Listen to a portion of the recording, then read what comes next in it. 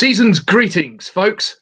Welcome to a very special one of my live readings because, as you can see, it's the festive season. I've got my very goth Christmas hat on, you know, nice and black, awesome.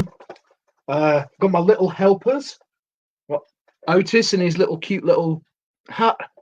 I've even got Cthulhu, right? The Dark Lord of Relay up here, wearing a Santa hat. There we go, look. Awesome. Yeah, so tonight, what I'm going to be doing is I'm going to read my story from the festive anthology from WPC Press, Holiday Spirit. The story is called The Abomination That Came for Christmas. Also, after it, I'll be doing the usual Q&A, so if you have any questions, get them in the comments, and I'll answer them. And also, because it's seasonal, because it's festive, I have a prize giveaway of some stuff that I found lurking in my flat. If that doesn't tantalize you, nothing will. Okay. Yeah, as you can see right at the bottom of the screen, scrolling along there, look how flash. I've even got like banners and things now. Type that in and you can go straight to the book. That is getbook.app/holiday spirit. So without any more waffle, let's get this started. This is The Abomination That Came for Christmas by Tim Mendees.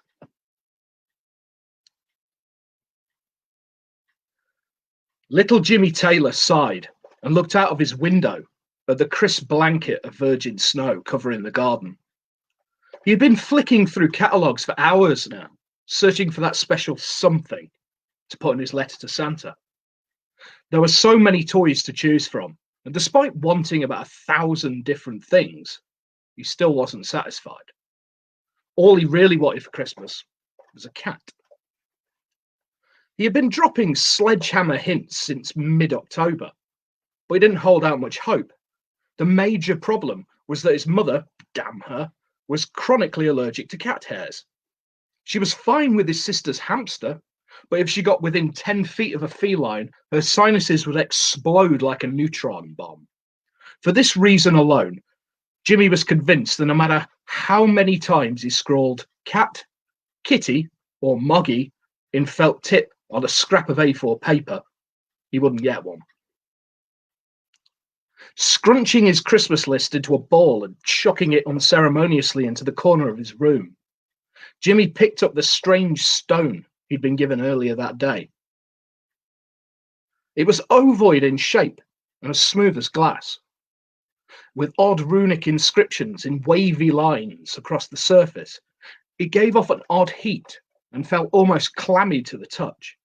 Jimmy didn't like it, but his neighbour said that it would help him see cats whenever he wished. He didn't believe it for a second, but anything was worth a try at this point.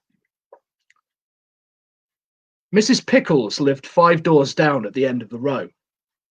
Jimmy often stopped by her garden on the way to and from school to pet her many feline friends. The other kids said she was a witch and ran screaming when she came outside.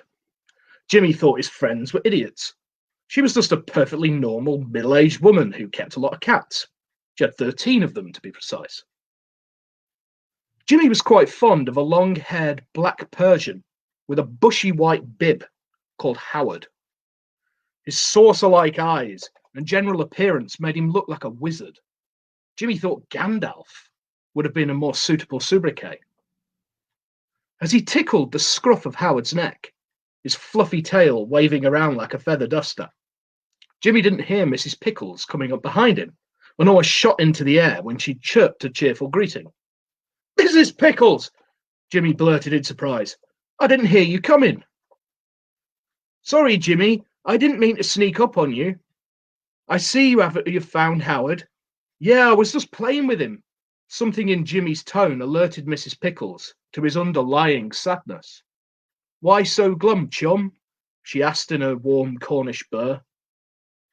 "Oh, it's nothing really. I just really want a cat of my own." "Won't your mummy let you have one?" Jimmy shook his head. Nah, she sneezes the minute one comes near. It's not fair. Mrs. Pickles ruffled his messy brown mop of hair and smiled. Not to worry. I may have something that can help. Wait here. Jimmy didn't get his hopes up as he tickled Howard's chin. His mother had tried every antihistamine known to man, and none of them had worked. This was one occasion that he wished his friends were right and that Mrs. Pickles was a witch, because if she was, then maybe she could have brewed up a potion or turned his mother into a toad. His desire had been slowly snowballing into a tundra of resentment over the preceding weeks. Soon, Mrs. Pickles returned. If he was expecting a bottle of pills or a fancy nasal spray, he was about to be disappointed. Here you go, young man, she smiled, handing him a rock. Jimmy couldn't mask his disappointment and looked at it with a frown. Thanks? Mrs. Pickles thought this was terribly amusing. Her mouth spread into a wide grin. Don't look so confused. What you have there is a dreamstone. Dreamstone? What's that when it's at home? Jimmy turned it over in his hands and puzzled over the strange runic language carved upon its surface. Think of it as a kind of key. Place that under your pillow at night and you'll be taken to the city of Ulthar in the Dreamlands. It's a place where cats are revered, worshipped even. You could go there whenever you like and pet all the cats you want. Your mother would never know. Jimmy didn't believe a word of it. As a 12-year-old with a keen analytical mind, he had long ago forsaken fairy stories because those were for kids. Thank you, Mrs. Pickles. I'll try it tonight. He hoped he sounded sincere as he flashed a cherubic smile. Good. Now run along. It looks like we're in for a storm. Yes, thank you, Mrs. Pickles. He gave Howard one last stroke and started home. Before he got very far, Mrs. Pickles called him to a halt. Oh, Jimmy. Yes, Mrs. Pickles? Don't go wandering outside the city. There are things in the woods around Ulthar. You mustn't go near the Zoogs. Okay, Mrs. Pickles. I won't. Promise? I promise. With that, he ran home and warmed himself on the radiator on the landing. He had forgotten all about the stone until just before bedtime. Dumping the catalogues on a pile of old TV magazines in ignominy, Jimmy grabbed the stone, stuffed it under his pillow, and got ready for bed. It was worth a try. Jimmy couldn't believe his eyes. He was there. He was actually there. He had closed his eyes, gone to sleep, and found himself standing in the dusty centre of an ancient arid city. Eastern-style buildings with towering minarets sat under a violet-hued sky, while people wearing a mind-boggling array of clothing styles, culled from many epochs, bustled in the winding streets below. This must be Ulthar. The heat was stifling, and such a jarring contrast to the frigid December in the waking world. One glance above revealed the cause. There wasn't just one sun, but two. Taking shelter from the twin suns under a crumbling archway, Jimmy was delighted to see what lounged on every free surface. Cats. Everywhere he looked, a graceful feline sunned itself and delighted in the pampering the denizens of Ulthar bestowed upon them. A soft nudge on his calf alerted Jimmy that he had company. Looking down, he was surprised to see a cat that was the complete spitting image of Howard. But it wasn't just a Howard look-alike, it was Howard. How did you get here, Gandalf? Howard looked at him with his huge yellow eyes and purred. Somehow Jimmy knew the answer. All of Mrs. Pickles' cats were from Ulthar. She must have taken them home somehow. He stopped fussing with his friend and stood up, taking in the wonder of the ancient city. Howard walked into the sun, stopped and looked back. Jimmy knew that he wanted him to follow. It was as though he had some kind of connection with the cat. How else would he know that Howard intended on giving him the grand tour? After many happy hours of wandering Ulfar's dark alleys and sun-baked streets, Howard looked at him again, and instantly Jimmy knew he was about to be woken by his alarm clock. During his excursion, Jimmy had planned, if Pickles could bring her cats home, then why not him?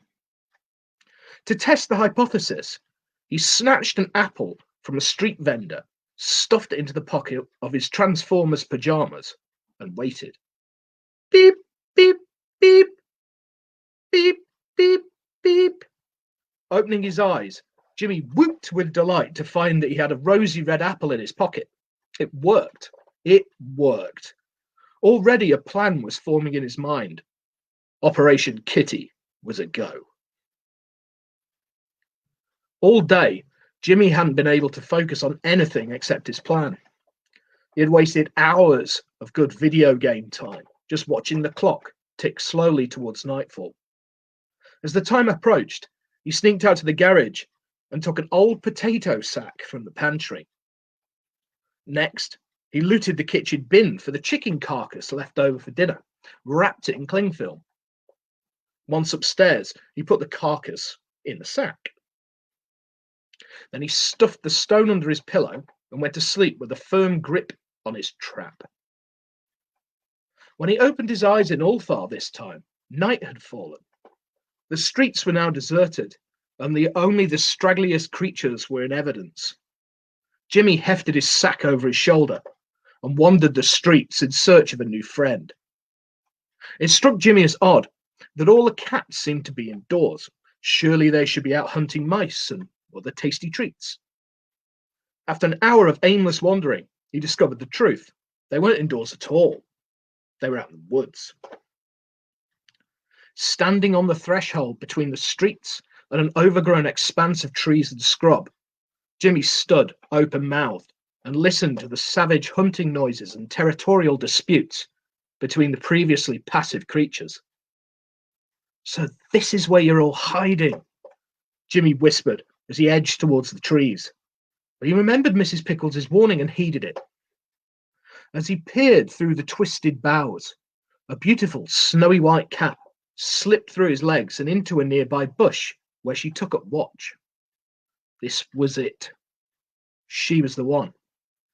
Jimmy placed the sack on the ground and unwrapped the chicken. He covered the sack in leaves, then hid behind a large tree and waited for her to take the bait. After an agonizing amount of time, the sack became alive with movement. Jimmy yelped with delight and secured the sack, then tied the top so his prey could not escape. Whispering soothing words, he urged his potential companion not to struggle. Whatever he said must have worked, as the bag became still, and the only noise was the contented munching sounds as the chicken carcass was devoured. His victory came not a moment too soon, as his wristwatch revealed that his alarm was soon to go off. Jimmy walked back towards the city centre and found a dusty stone bench to rest upon as he waited for his dream to end. As the seconds counted down, he hugged the sack to his chest and prayed that it would work. Beep, beep, beep. Jimmy's alarm clock clattered to the floor as he swiped it off his bedside table with a flailing arm. He opened his eyes, and disappointment gripped his soul for a painful second when he realized that his arms were empty. He was on the verge of tears when out of the corner of his eye, he spotted movement. Yes! On the floor next to his bed was a squirming sack. Throwing off the covers, Jimmy leapt out of bed and began untying the sack. Jimmy, are you up? His mother called from the landing. Oh, flip. Jimmy spat and stuffed the sack under his bed. Yes, Mum. Are you coming to your sister's carol concert this afternoon? No, I have some schoolwork to do. Jimmy lied. But it's the holidays. Can't it wait till after Christmas? He could hear the shock in her voice. Normally, she had to stand over him with a cattle prod to get him to do homework. No, I want to get it done early so I can relax. Jimmy screwed his face up. This was a lame excuse, even for him. He didn't need to open the door to see the angered scowl on his mother's face. Fine, she huffed. At least come down for breakfast and wish your sister luck. Okay, Mum, down in a minute. Jimmy waited until he heard her go back downstairs before poking his head under the bed and whispering, I won't be long. I'll bring you some bacon. After throwing on some fresh clothes, Jimmy went downstairs. He was expecting to be on an Olympic standard guilt trip for his mother, the cold shoulder from his sister, and the usual indifference from his aloof father, but he didn't care. All he could think about was introducing himself to his new friend. After a hearty breakfast, Jimmy shocked his mother a second time that morning. He offered to do the washing up so they could get ready and go out. She felt his temperature to see if he was ill, then thanked him. This tactical move on his part worked twofold. It worked some way towards being forgiven for no-showing the carol concert, and more importantly, he got to snaffle some leftovers. Time ticked slowly on as his family fussed over his sister and her elf costume. Jimmy tried his best to appear supportive and vaguely interested, but it wasn't easy. Eventually, though, they got in the car and drove into town. Jimmy grinned widely and retrieved his tinfoil parcel of bacon rind and sausage ends from the kitchen before racing up to his room. Here we are. Sorry it took so long. They wouldn't stop talking. The tinfoil rustled as he opened up the parcel and knelt down next to the bed. I've brought you some titbits. Reaching under the bed, he was surprised to find the sack open and empty. Crap, where have you gone?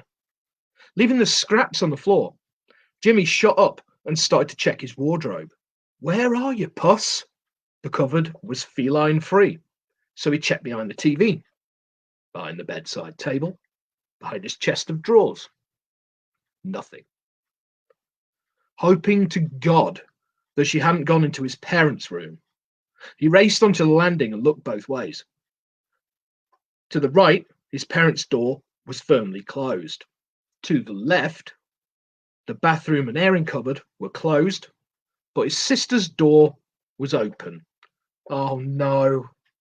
No. Jimmy ran to the door and pushed it open slowly, then poked his head inside. His heart sank. He was just in time to see his sister's pet being snapped up in a pair of jagged-toothed jaws. Bollocks, he sighed in resignation, already thinking of an explanation. He was so shocked and discombobulated that he didn't realize at first that what he was looking at wasn't a cat. The umber-furred critter turned its head and hissed at Jimmy. It was around the size of a cat, but there the similarity ended. It sat on its hind legs like a lemur, holding the back legs of poor old Hammy Hamster in a sharp-clawed hand. Its face was almost feline, except for the tentacles sprouting from around its maw like whiskers. Its bat-like ears folded onto its head as it stared a hole through Jimmy and prepared to pounce. Jimmy yelped as the snarling ball of fur rocketed through the air. Diving to the left, he avoided impact as the creature slammed into the door with a thud. Backpedaling away from the tentacled horror, Jimmy opened the airing cupboard door and grabbed the nearest thing to hand, which turned out to be an iron. Gripping it firmly in his right hand, he socked the animal when it pounced the second time. Metal met face with a clang, and the creature spun off over the banister and plummeted down to the ground floor. Jimmy tried to catch his breath and fathom what was happening. Mrs. Pickle's words came back to haunt him. You mustn't go near the Zoogs. Was the nightmare animal a Zoog? Jimmy needed to get rid of it, whatever it was. So he raced into his room for the sack. As he crossed it, he glanced out of the window. The snow was hidden under thousands of large cats. What the hell is going on? He didn't have time to think, so he just grabbed the sack, then raced back downstairs. The creature was nowhere to be seen. It obviously hadn't been as injured as he thought. Moving into the living room, he started to peer behind the sofa. Everything was still and quiet until the Christmas tree started to shake. A glass bauble sailed past Jimmy's head and smashed against the wall. A plastic red and white candy cane and a wooden reindeer followed it. The Zoog was halfway up the tree, showering the carpet with pine needles. Jimmy screamed at it to get out, but it just hissed defiantly. With the sack in one hand, he edged forwards. The Zoog prepared to pounce once more. Jimmy grabbed a nearby bottle-shaped present and swung it like a rounder's bat. It slammed into the beast's head and shattered, showering the sofa with cream sherry. The Zoog hit the floor with a thud. This was his chance. He covered it with the sack, tied it tightly. He needed to get rid of it. The first thing that came into his head was the river. Yes, it was cruel, but what option did he have? He couldn't let an abomination from another dimension loose in Cornwall. As the sack shook and its contents snarled, Jimmy opened the front door and got knocked off his feet as a river of cats flowed into the front room. After a moment of hissing and spitting, they fell on the sack and pushed it through the floor as a tear opened in the fabric of reality. Jimmy watched in amazement as one by one the hundreds of cats disappeared through the carpet. Dumbfounded, Jimmy set about trying to mitigate the carnage. At least he now knew what he was getting for Christmas. A bloody good rollicking. The end. Thank you. That was the Abomination that came for Christmas from the WPC Press anthology Holiday Spirit. This came out on Wednesday, I believe it was, and it contains, I think it's around 40, stories. That thing you see going across the screen at the bottom, getbook.at/holiday spirit is how to get hold of the anthology. I'll just change that now. That is for the publisher now. So if you want to check out the publisher, WPC Press, that's how you do it. That's WPC Press, WPCindiepress.com. www.wpcindiepress.com. Okay, I'll answer some questions in a moment. But first, before I do that, I'll just tell you a little, like I say, if you've got any questions, get them in now. I'll just tell you a little bit of how this story came about. I've not been a big fan of Christmas for a long time. I've only recently almost been dragooned back into liking it. I jest. I've only just got, basically, my father passed away on Christmas Day in 2005. So I didn't celebrate it for a long time. So I've only just been kind of getting back into it. And the call went up for this, and it was Lindsay from WPC Press who put me onto it. And I was like, yeah, let's have a crack at that. And for a few weeks, I didn't have a clue, not a clue, what I was going to do until I was thinking about, the book by I can't remember his name, but he's a famous animal rights pioneer. The cat that came for Christmas, and then there was also the cat that came in for the cold. And when I was a kid, I did actually have a cat that come and stayed with me for Christmas, which was a fluffy white one, which got a cameo in this, the one that didn't get put in the sack. So as soon as I started thinking cats, instantly my mind went to Ulthar, and Lovecraft. So if I was going to Ulthar with this story, why not go the whole hog and have some Zoogs? And then I just got the mental image of a Zoog throwing a white and red striped candy cane at somebody's head, and there you go, the story was written. So I had great fun writing it. It was one of these stories that I got done in about a day, just because I was just like, oh yeah, blah. I was giggling to myself while I was writing it, just over the images, yeah. Right. So what I'll do now is I will answer some questions. Oh, there's been quite a few comments, so we'll just go through. Monica says hi, Tim and Cthulhu. Cthulhu says hi. Lindsay said loving the lights. This is kind of normal, pretty much. The only difference is the tree. Everything else is usually here when I do these. So yeah, to be honest, my flat always looks like a sort of 1980s goth nightclub. But I buy Halloween decorations every year and Christmas lights, and they go up and then never come down. So yeah. Hello, Jennifer. Very flash. Well, you mean yeah. I've gone up in the world, because people who've tuned in before can attest that I used to do something called Blue Peter Chic, which is I'd have bits of cardboard with websites written on them. This is a little bit more slick.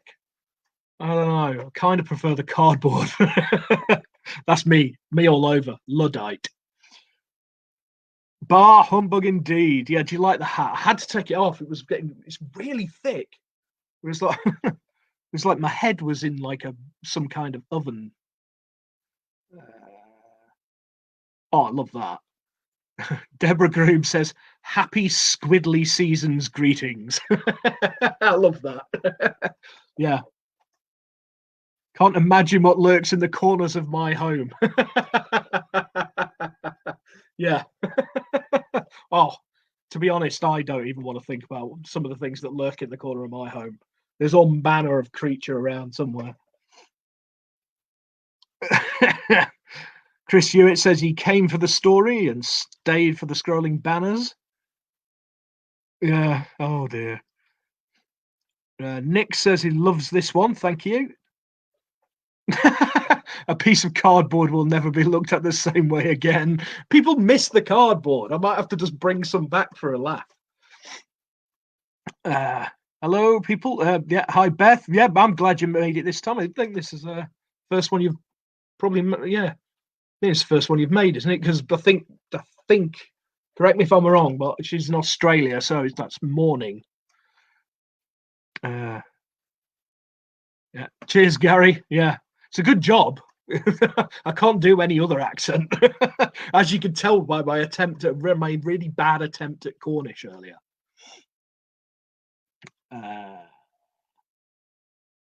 Yeah, excellent. Yep, thank you, Brandy.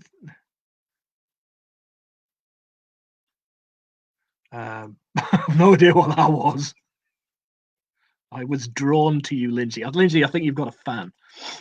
I love the mumsy voiceover, Deborah Groom says. It's classic. Yeah, that actually was that was actually my best friend growing up, Steve. That was the voice he used to do when he was doing an impression of his mother. She didn't sound anything like that, but it became a bit of a thing. So there you go.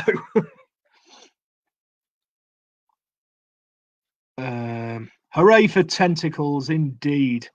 Which will bring me nicely to my next bit of business in a moment. Chris Hewitt says he's sucker for a cat story. That's good. I've written a few Ulthar stories now. Yeah, I want to do I got an anthology a few years ago. It's really small. It's a really thin thing. It was self-released by some guy, and I really liked it. I thought it was great, and it was called Kill Them Damn Cats, Cats of Ulthar anthology. And I just thought one day I'm going to do a collection of Ulthar stories. So that, along with my King in Yellow one, I'm basically planning my next 10 years here.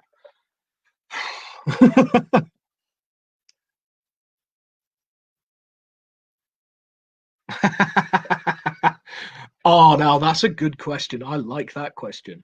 Deborah Groom asks, if an abomination from another dimension shouldn't be let loose in Cornwall, where should it be let loose? I have I have a few answers for that one, but I'm not going to say any of them in case anybody from them towns is watching.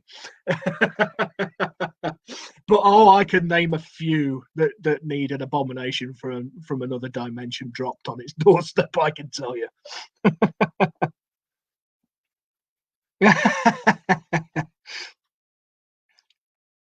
Where are we? Yeah, maybe. Okay.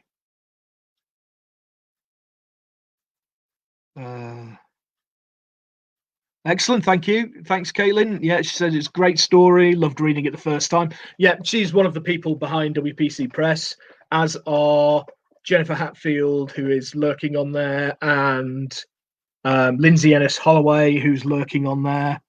Is Michelle there? No. Nope.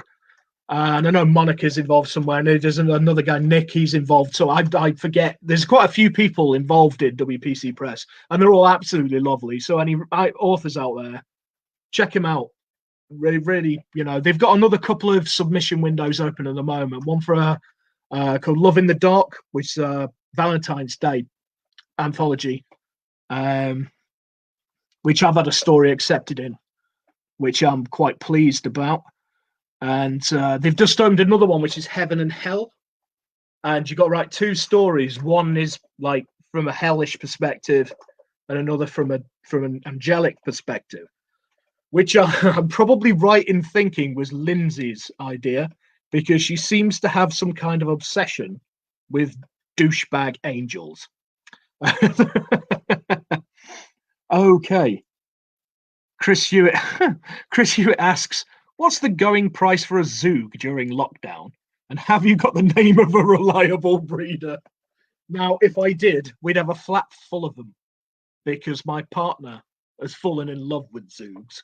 And so have I, to be honest. I'd love it. How awesome would that be? A little furry tentacular menace running about your flat, attacking the postman when you open the door. Genius. Yeah, thanks for that, Neem. Yeah, it is morning in Australia, so at least you got that one right. Wonderful. Well, thank you all for your comments. Now, before I run away, got another little bit of business to take care of. Now, as it's the festive season, and I was just like moving my, I just put up a new shelf and stuff the other day, so I was having a bit of a rummage around. And I came across a few goodies here. So what I've got for two lucky winners, two lucky viewers, I will be giving away a copy of my novella, a signed copy of Burning Reflection,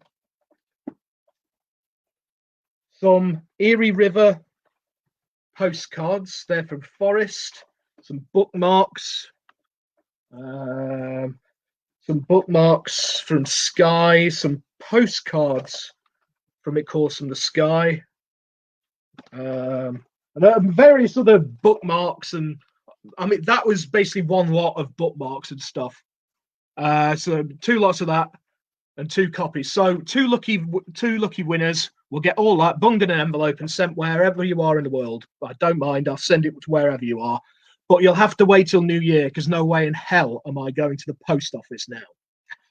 Okay, so all you have to do to be in with a chance to win that is comment on here with the word, the winning word, and the winning word is tentacles. Why not? So all you have to do is type in tentacles, or even better, post a picture of some tentacles. That would absolutely make my day, and you will be instantly entered into the prize draw, and I will do the prize draw probably on Wednesday. Okay, so again, thank you for joining me. This has been really good fun. I hope you've enjoyed it. Again, if you want to get hold of the book, that is getbook.app/holiday spirit. This will also be going up on my YouTube channel, where all my previous live readings and all my I do a few like book launch events and also other bits and pieces, author interviews and that kind of stuff. If you want to check out that, what you need to do is go to there, tinyurl.com/Tim Mendees YouTube. So that's tinyurl.com/Tim Mendees YouTube, or failing that, just go on YouTube and type in Tim Mendees. You'll recognize this idiot pop up on your stream somewhere. Just click on it. Okay, to keep up with my literary misadventures, go to my website, which is timmendeeswriter.wordpress.com. And sorry, I'm having to keep squinting. The font is really small on StreamYard, and I'm blind. And if you're on Facebook, hit up with me. You can message me. We'll talk. We'll communicate. We'll have a laugh. That's facebook.com/GoToTheMachine. Once again, thank you all for joining me. And thank you for WPC Press for A, letting me do this nonsense, and B, for publishing the story. Thanks, guys. Okay, until next time, I'm Tim Mendees. Hope you've had a good time. And Merry Christmas. Good evening.